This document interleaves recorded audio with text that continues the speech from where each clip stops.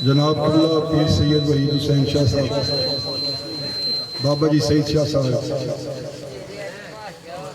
साइंसदानों ने यह कहा कि दुनिया में सबसे जो वजूद तेज रफ्तार है वो रोशनी है, लेकिन दुनिया के माहिरीन नफ्सियात ने कहा कि जो सबसे तेज रफ्तार शय है वो इंसान का तसव्वुर है। एक लम्हे में आंखें बंद करके तसव्वुर करें तो आप मदीना तैयबा में पहुंच जाएंगे, मक्का मुकर्रमा में पहुंच जाएंगे और दरे यार पे पहुंच जाएंगे। तसव्वुर की जो रफ्तार है ये दुनिया में सबसे ज़्यादा है। 1976 में हुजूर क़िबला पीर सैयद कशवी शाह साहब निज़ामी रहमतुल्लाह ताला अलैह का विसाल होता है। 1980 की महफिल थी दरियास्तान आलिया कशफिया निज़ामिया पे।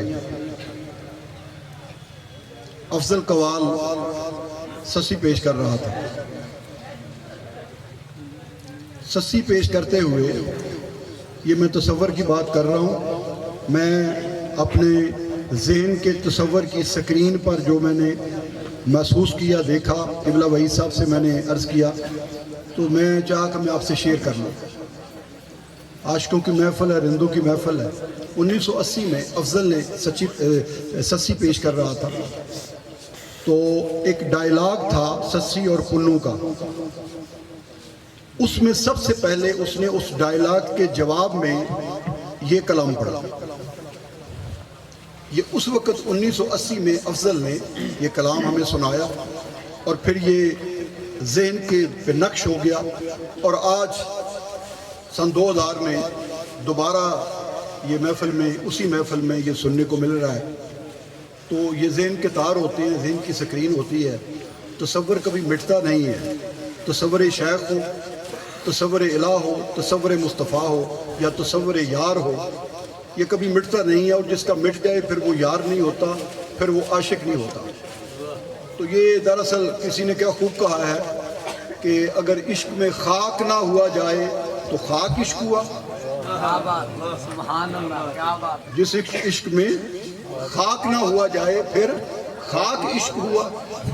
तो ये जो बात कर रहे हैं ना, मुमकिन है सबकी समझ में ना आए, तो अपना अपना रांझा राजी करना होता। मैंने तो उनको अर्ज किया था, सब ने अपना रांझी राजी कर ला, सादा भी कर दो।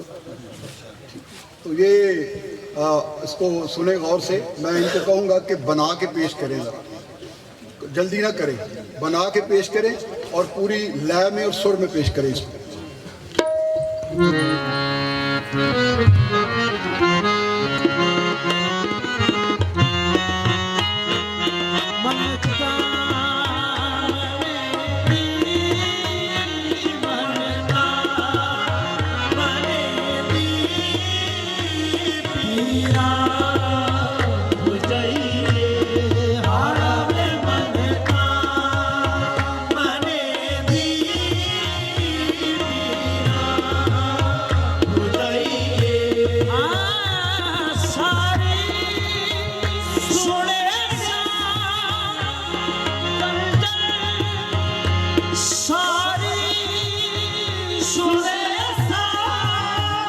जो गुजरी